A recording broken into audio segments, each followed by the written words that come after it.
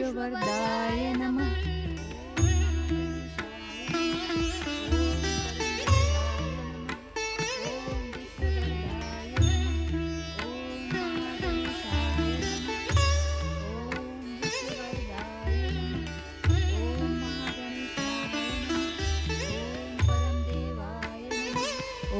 विश्ववरदाय नमः।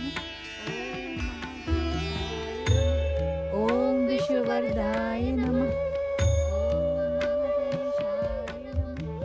ओम परम देवाय नमः।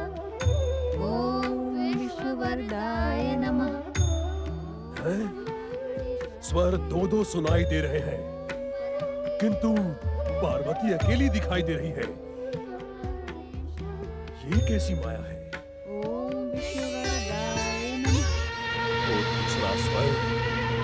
मेरा भ्रम भी हो सकता है। इस समय पार्वती अकेली है, शिव से दूर भी है। यही समय प्रतिशोध लेने का सही समय है।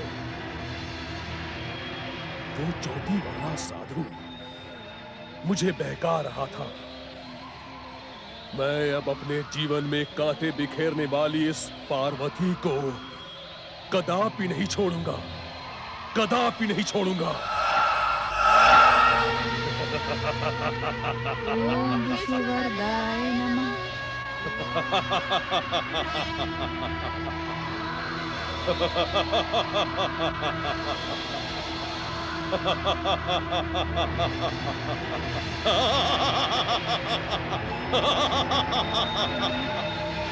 पार्वती, आज मैं तुझे नहीं छोड़ूंगा।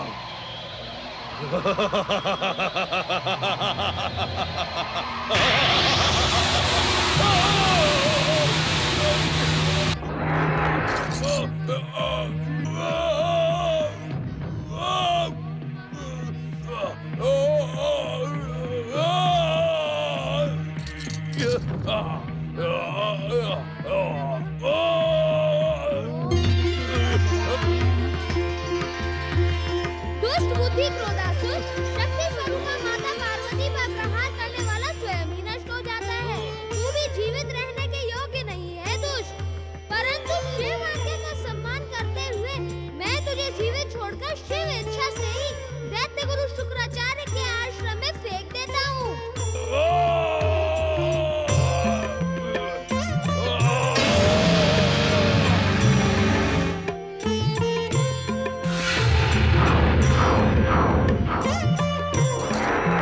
ओम महागणेशाय नमः।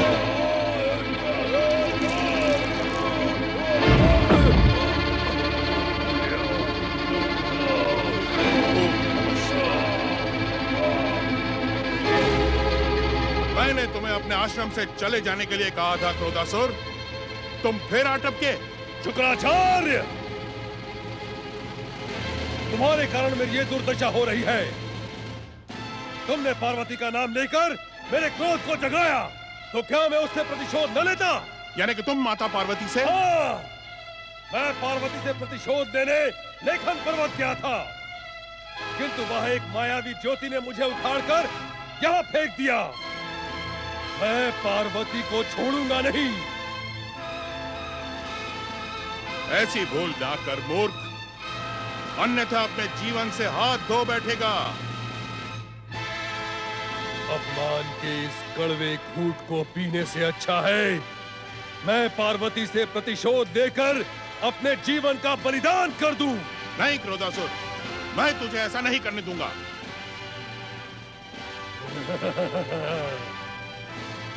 तू मुझे रोकने वाला कौन होता है शुक्राचार्य? आज के बाद दैत्य जाति तेरे नाम पर थूकेगी।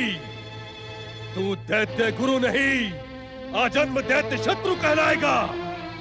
क्रोधासुर, मैं कुछ भी कहलाऊं, परंतु मैं तुझे माता पार्वती से प्रतिशोध लेने के लिए नहीं जाने दूंगा। अवश्य जाऊंगा, अवश्य जाऊंगा। जब तक जीवित रहूंगा जाता रहूंगा। पार्वती ने मेरा जीवन कलंकित किया है, मैं उसे कदापि नहीं छोड़ूंगा। हट मत कर बावले, मेरी बात मान। क्यों दैत्य शत्रु, आज पार्वती की इतनी चिंता क्यों? क्रोधासुर, मुझे तेरी और अपनी चिंता है। यदि तू माता पार्वती से प्रतिशोध लेने के लिए गया तो उस पाप का भागीदार मैं भी बनूंगा। इसीलिए मैं तुझे वहां नहीं जाने दूंगा, कदापि नहीं जाने दूंगा। शुक्राचार्य, यदि तुम पार्वती को मेरे प्रतिशोध से बचाना चाहते हो तो मुझे एक वचन दो। वचन? कैसा वचन? त्रिलोक विजयी, सर्वशक्तिशाली बनने के लिए वरदान पाने का मुझे कोई उपाय बताओ। अन्यथा मैं चला पार्वती से प्रतिशोध लेने। ठहरो, ठहरो वत्स, ठहरो। मैं उस भयानक पाप से बचने के लिए तुम्हें उपाय अवश्य बताऊंगा।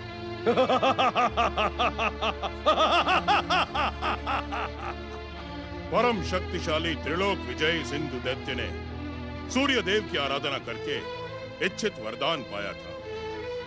वत्स क्रोधासुर, तुम भी सूर्य देव की आराधना करके उनसे अपना इच्छित वरदान प्राप्त कर सकते हो।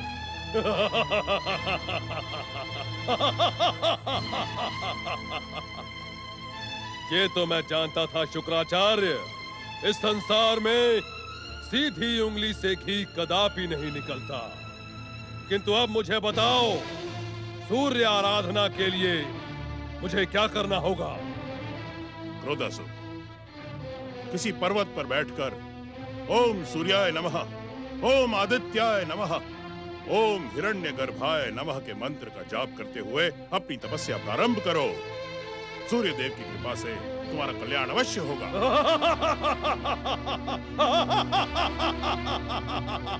ओम सूर्याय नमः, ओम आदित्याय नमः, ओम हिरण्यगर्भाय। ओम महागणेशाय नमः। ओम परम देवाय नमः। ओम महागणेशाय नमः। ओम विश्ववरदाय नमः।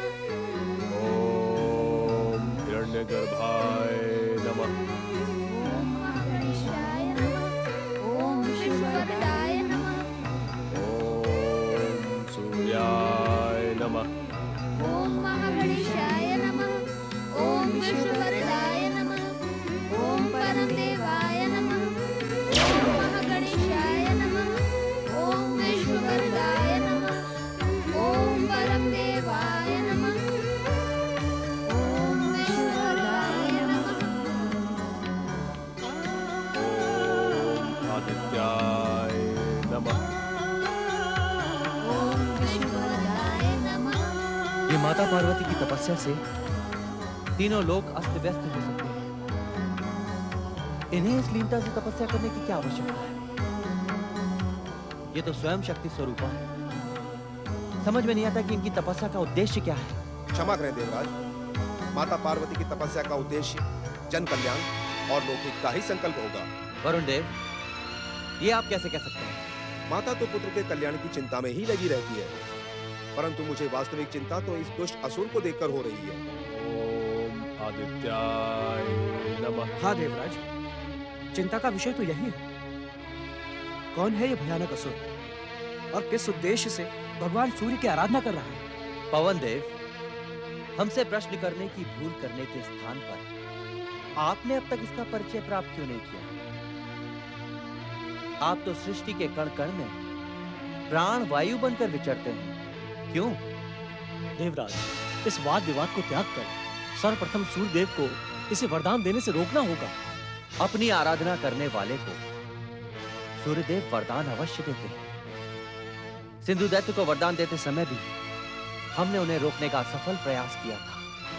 परंतु अनजाने ही सूर्यदेव से अमरता का वरदान पाने वाला सिंधु दैत्य तो श्री महागणेश के अवतार के हाथों मारा गया और सूर्यदेव का वरदान भी उसकी रक्षा नहीं कर सका। रक्षा भले ही ना कर सका हो, किंतु हमें तो पतित कर दिया था ना स्वर्ग से सिंधु दैत्य ने, और उसने हमारे मस्तक पर कलंक का टीका लगा दिया था। हमें सूर्यदेव को रोकना ही होगा। नारायण नारायण। ओम श्री गणेशाय नमः। प्रणाम देव ऋषि।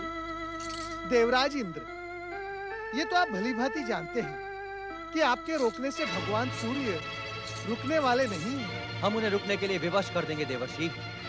नारायण नारायण। देवराज जी, सूर्य देव को विवश करने का प्रयास आप इससे पहले भी कई बार कर चुके हैं और हर बार का परिणाम आपको याद ही होगा, है ना? देवर्षि, कुछ भी कहने सुनने की आवश्यकता नहीं है देवराज इंद्र। मैं अपनी दिव्य दृष्टि से ये देख रहा हूँ कि यह असुर सूर्य देव से वरदान अवश्य पाएगा। अर्थात नारायण नारायण। अर्थात ये देवराज इंद्र कि ये असुर वरदान प्राप्त करके स्वर्ग पर अधिकार करेगा, फिर आपके मस्तक पर कलंक का टीका लगेगा। और ये भी हो सकता है, बड़े दुख के साथ मुझे कहना पड़ रहा है देवराज इंद्र, कि श्री महागणेश के अवतारों के हाथों इस असुर का वध भी ना हो। सावधान देवगणों, सावधान। नारायण नारायण।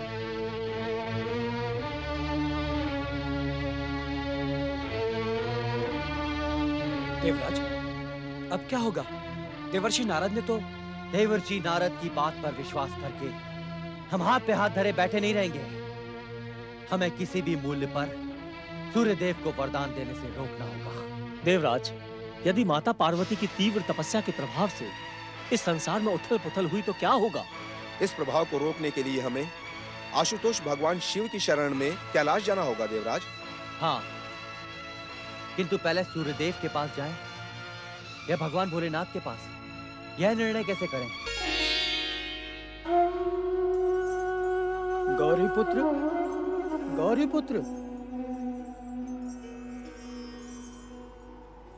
नंदी महाराज, पहले भी कितनी बार हम गौरीपुत्र के ध्यान को भंग करने में सफल हो चुके हैं, परंतु इतनी गहरी ध्यान समाधि में मैं इन्हें पहली बार देख रहा हूँ। भृंगी भैया, तुम सच कहते हो। मुझे तो ऐसा लगता है कि यहाँ गौरीपुत्र नहीं है, उनका केवल शरीर है। आत्मा तो उनकी कहीं और है। कहाँ? जहाँ माता वहाँ पुत्र। हो सकता है गौरीपुत्र की आत्मा माता पार्वती की सेवा के लिए उनके समीप ही उपस्थित हो। गौरीपुत्र तो श्री मां गणेश के अवतार हैं, भगवान भोलेनाथ के पुत्र हैं, सर्वशक्तिमान हैं, इच्छा होने पर कुछ भी कर सकते हैं, परंतु हमारा हृदय तो माता के दर्शनों के लिए बिलक बिलक कर रो रहा है। कुछ भी हो भैया, भृंगी, हमें तो अपना कर्तव्य निभाना ही होगा। माता के यहाँ न रहने पर गौरी पुत्र श्री गणेश की सेवा करना तो हमारा धर्म है। पिछले लंबे समय से उन्होंने भोजन भी नहीं किया, परंतु हम कुछ भी नहीं कर पाए।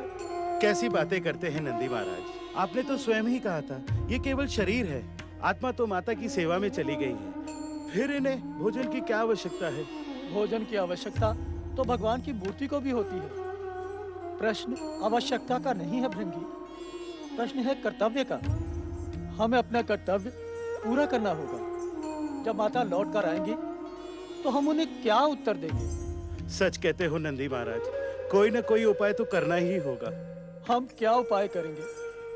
हर उपाय के उपास्य तो यही हैं।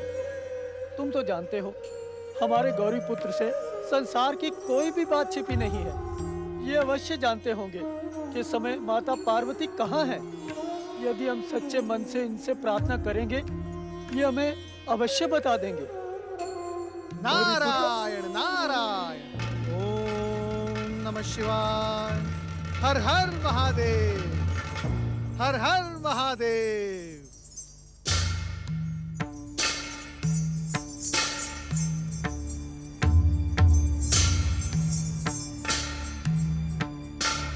नारायण नारायण। ओम नमः शिवाय। भोलेनाथ, आपके पावन दर्शन प्राप्त करने के लिए आपका ये सेवक लंबे समय से व्याकुल है। भोलेनाथ, कृपया आप अपनी कृपा दृष्टि मुझ पर करें और मुझे कृतार्थ करें। भोलेनाथ, आंखें खोलें, अपनी ध्यान समाधि का त्याग करके अपने इस भक्त को कृतार्थ करें। भोलेनाथ, कृपया अपनी आंखें खोलें। ओम नमः शिवाय। हर हर महादेव, हर हर महादेव, हर हर महादेव। आप सभी के कैलाश आने का कारण हमें ज्ञात है, परंतु हम आपकी सहायता नहीं कर सकते। देवादिदेव महादेव, इस समय हम देवगण दुविधा के धर्म संकट से घिर चुके हैं। एक ओर माता पार्वती की तपस्या उग्रता की चरम सीमा तक पहुंच चुकी है और दूसरी ओर कैलाश की भूमि पर जन्मा क्रोधासुर सूर्यदेव की आराधना करके सर्वशक्तिमान और त्रिलोक विजयी बनने का वरदान पाना चाहता है। ये सारे कारण हमें ज्ञात है देवराज। हम आपसे पहले भी कह चुके हैं कि हम आपकी कोई सहायता नहीं कर सकते। न तो देवी पार्वती हमारी आराधना कर रही है और न ही क्रोधासुर। ऐसी स्थिति में हमसे हस्तक्षेप और सहायता की आशा करना व्यर्थ है।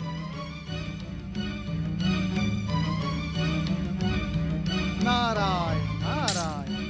भोलेनाथ, आप तो सर्वज्ञ हैं, सर्वशक्तिमान हैं, त्रिकालदर्शी हैं। आप त्रिदेव में प्रधान हैं महादेव। भोलेनाथ, आपके मार्गदर्शन के बिना कोई कुछ भी नहीं कर पाएगा। आप केवल हमें इतना बता दें कि माता पार्वती की इस कठोर तपस्या का परिणाम क्या होगा। शब्दों के चक्रव्यूह में उलझाकर भी तुम मुझे भ्रमित नहीं कर सकते नारद। शिव शिव शिव शिव शिव शिव शिव शिव शिव। नारायण नारायण, ये आप क्या कह रहे हैं भोलेनाथ? मैं तो केवल प्रार्थना कर रहा हूँ। नारायण नारायण। मन में मेरे केवल इस बात की जिज्ञासा है भोलेनाथ कि माता पार्वती की इस कठोर नारद, तुम तो देवर्षि हो। तुम भलीभांति जानते हो कि तपस्या का परिणाम आराधक की आराधना और आराध्य की कृपा पर निर्भर होता है। देवी पार्वती ने कैलाश का त्याग अपनी इच्छा से किया है।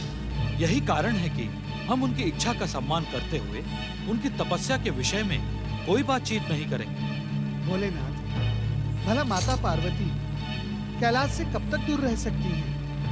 कृपया आप उन्हें यहाँ लाने का कोई उपाय करें। हमने जो कहा उससे अधिक न हमारा कुछ कहना उचित है और न ही आपका सुनना। आप सबका कल्याण हो। आप हे देवर्षि, अब हम क्या करें? नारायण नारायण। देवराज इंद्र, आपने स्वयं देखा कि माता पार्वती परम देव श्री महागणेश की आराधना कर रही है। श्री महागणेश और उनके अवतार अपने भक्तों का कभी अनिष्ट नहीं होने देंगे। आप तो इस समय माता पार्वती के स्थान पर क्रोधासुर की चिंता करें। कहीं वो आपके विरुद्ध संकटकारी वरदान प्राप्त करने में सफल हो गया तो नारायण नारायण। नहीं। ओम नमः शिवाय।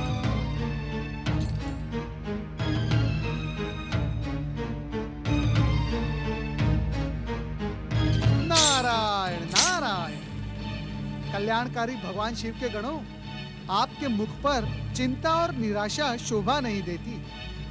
नंदी महाराज, भृंगी महाराज, इस समय जो कुछ भी घट रहा है इसी में संसार का कल्याण है। इसीलिए इस संकट का धैर्यपूर्वक सामना करो। आप दोनों का कल्याण हो। ओम नमः शिवाय।